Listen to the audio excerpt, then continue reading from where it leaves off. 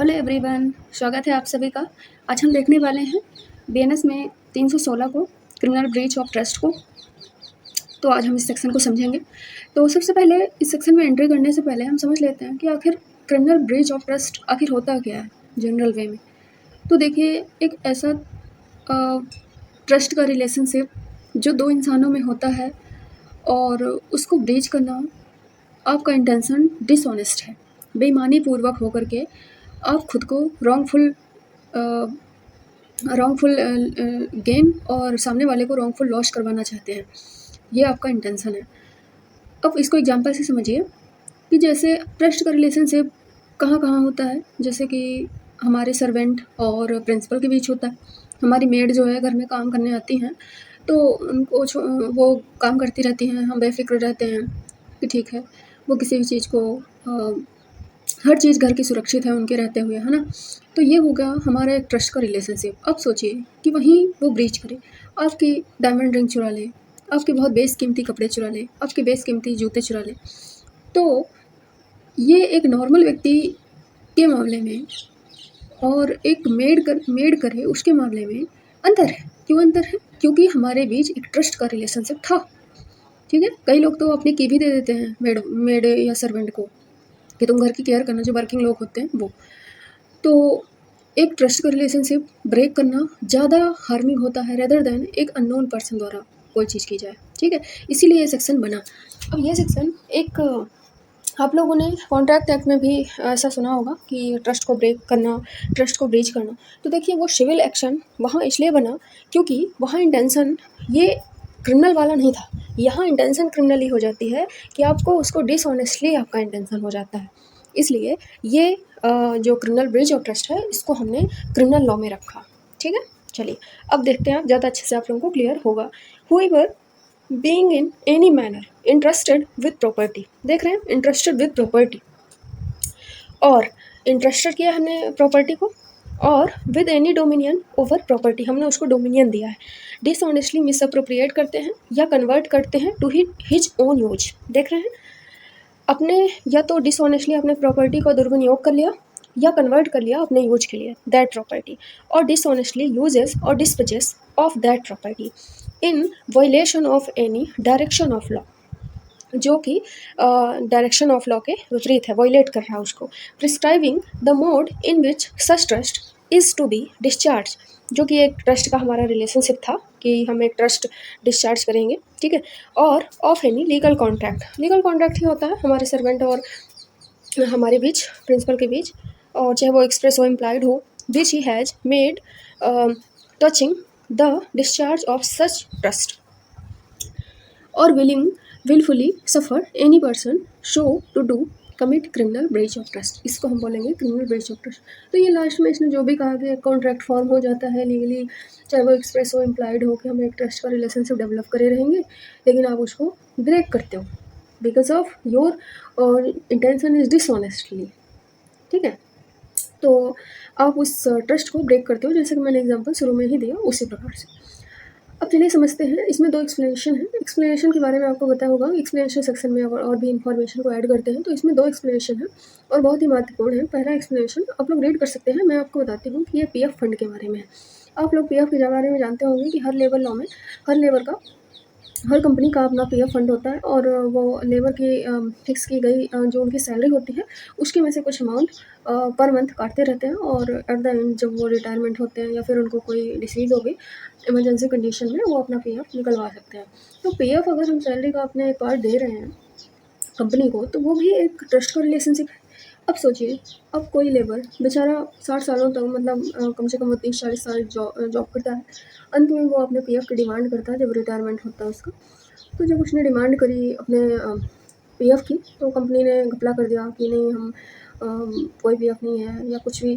तो सोचिए कितना बड़ा डैमेज होगा, क्योंकि एक ट्रस्ट का रिलेशनशिप हमारे बीच था कि आप उसको दोगे बाद में, क्योंकि हर मंथ उसके सैलरी का एक फिक्स अमाउंट कट जाता था पीएफ के नाम पे। ठीक है, तो ये हुआ कि प्रोविडेंट फंड में भी एक प्रकार का ट्रस्ट का रिलेशनशिप डेवलप होता है। वही एक्ट वगैरह बता रखे हैं कि किस एक्ट के अंतर्गत करता है। ठीक है ना, तो मतलब प्रोविडेंट फंड भी जो कंपनी और लेबर के बीच जो एक रिलेशनशिप डेवलप होता है, वो भी क्रिमिनल ब्रीच ऑफ ट्रस्ट के अंतर्गत आएगा। फिर एक्सप्लेनेशन 2 देखिए, इसमें इंश्योरेंस से संबंधित है। आप लोगों ने भी एलआईसी वगैरह में अपना इंश्योरेंस करवाया होगा। तो इंश्योरेंस कंपनी, मान लीजिए कि एलआईसी को ले लेते हैं। इंश्योरेंस कंपनी कोई भी इंश्योरेंस जो लास्ट में आपको जब आपको इमरजेंसी कंडीशन आ जाए तो आपको पैसा देने के बारे में दावा करती है, और हर मंथ आपका कोई एक फ़िक्स अमाउंट कटता है आपकी सैलरी से। तो ये जो कंपनी है और वो उस व्यक्ति के बीच एक ट्रस्ट का रिलेशनशिप डेवलप हो जाता है, ठीक है। तो जब कोई कंपनी ट्रस्ट तोड़ती है, ब्रीच करती है, तो वो भी क्रिमिनल ब्रीच ऑफ ट्रस्ट के अंतर्गत आएगा। वही इसने एक्ट मेंशन किया हुआ है कि एम्प्लॉयज स्टेट इंश्योरेंस एक्ट के तहत आएगा, और वो भी क्रिमिनल ब्रीच ऑफ ट्रस्ट के अंतर्गत आएगा, ठीक है। आई थिंक ये आप लोगों को ये क्लियर हुआ होगा। अब इलस्ट्रेशन देख लेते हैं हम कि ए बीइंग एग्जीक्यूटर। देखिए अब आपको डेफिनेशन क्लियर है, तो जो इसकी इलस्ट्रेशन है वो बहुत अच्छे से क्लियर हो जाएंगे कि एक एग्जीक्यूटर है to the will of deceased person dishonestly disobey करता है द लॉ का, which directs him to divide the effect according to will. कोई विल है, एग्जीक्यूटर है उसको, तो विल को डिसोबे करता है वो डिसऑनेस्टली, और वो जो भी उस विल में डायरेक्ट किया गया था वो उसको शेयर को डिवाइड नहीं करता है, अनअप्रोप्रिएट कर लेता है वो टू हिज ओन यूज, ठीक है। जो विल में लिखा हुआ था उसको खुद ही वो अप्रोप्रिएट कर लेता है, वो नहीं देता है जिसके लिए विल में लिखी हुई है।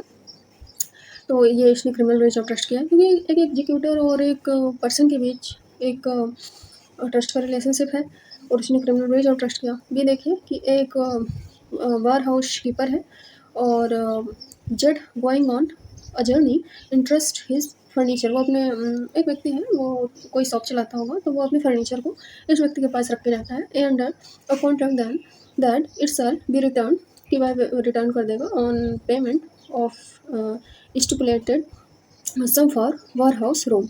ये डिसऑनेस्टली सेल कर देता है, देख लीजिए उसके फर्नीचर को इसने बेच दिया, ठीक है। तो इसने क्रिमिनल ब्रीच ऑफ ट्रस्ट किया, क्योंकि हमने ट्रस्ट पे इसको अपने फर्नीचर दिए थे। देखिए सी देखिए कि ये रिसाइड करता है कोलकाता में, वो एजेंट है, इज एजेंट फॉर जेड, और रिसाइडिंग जो दिल्ली में रहता है।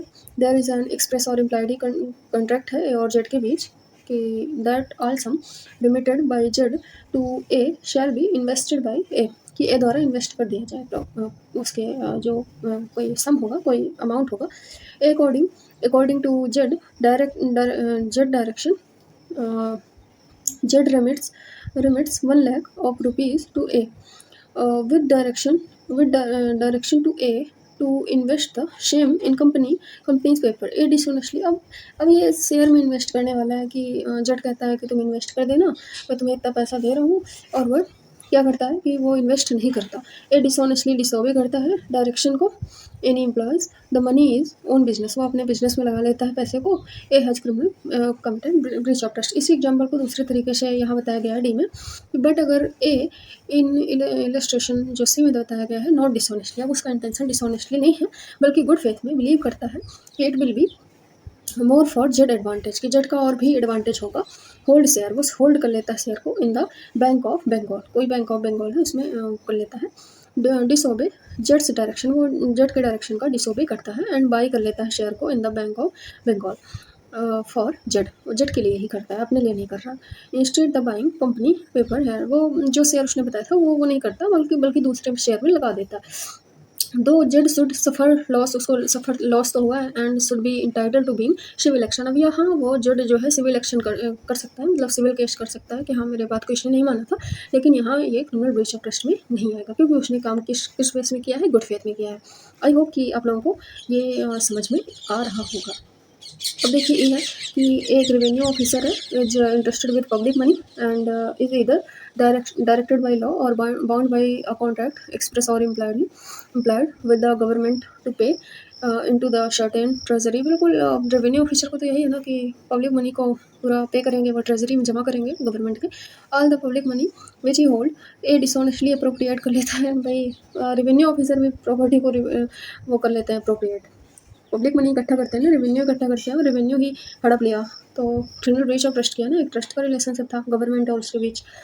अब देखिए कि एक एज कैरियर है, इज इंटरेस्टेड बाय जेड और with property to be carried by land और by water, A dishonestly misappropriate कर लेता है प्रॉपर्टी को, in criminal breach of trust किया है। सबसेक्शन 2 में है कि क्रिमिनल ब्रीच ऑफ ट्रस्ट की सज़ा कितनी होगी, तो पनिशमेंट है कोई इतनी इंपॉर्टेंट नहीं है, देख सकते हैं 5 साल है या फाइन या दोनों हो सकता है। सबसेक्शन 3 में है क्रिमिनल ब्रीच ऑफ ट्रस्ट में क्रिमिनल ब्रीच ऑफ ट्रस्ट की परिभाषा और उसकी सेक्शन नंबर, यही मोस्ट इंपॉर्टेंट है। सबसेक्शन 3 देखिए कि हुई being interested with property, carrier wharfinger ये लोग करते हैं, वेयर हाउस कीपर करते हैं, तो उसके लिए सज़ा 7 साल है। फिर सबसेक्शन 4 देखिए कि अगर कोई क्लर्क या सर्वेंट करता है क्रिमिनल ब्रीच ऑफ ट्रस्ट, तो उसके लिए सज़ा 7 साल है प्लस फाइन भी। फिर सबसेक्शन 5 में है कि कोई पब्लिक सर्वेंट करता है, देखिए कि in his capacity of public servant और in the way of business as banker, merchant, factor, broker, attorney और एजेंट, तो ये अगर क्रिमिनल ब्रीच ऑफ ट्रस्ट करते हैं तो इसके लिए सज़ा 10 साल है प्लस फाइन। तो एक पब्लिक सर्वेंट और एक नॉर्मल पर्सन में अंतर तो होता ही है, तो ये special type criminal breach of trust हो गया, तो ये हो गया। तो आई होप कि आप लोगों को क्रिमिनल ब्रीच ऑफ ट्रस्ट बहुत अच्छे से क्लियर हो गया होगा। तो नेक्स्ट क्लास में हम स्टोलन प्रॉपर्टी को देखने वाले हैं। तो thank you so much everyone.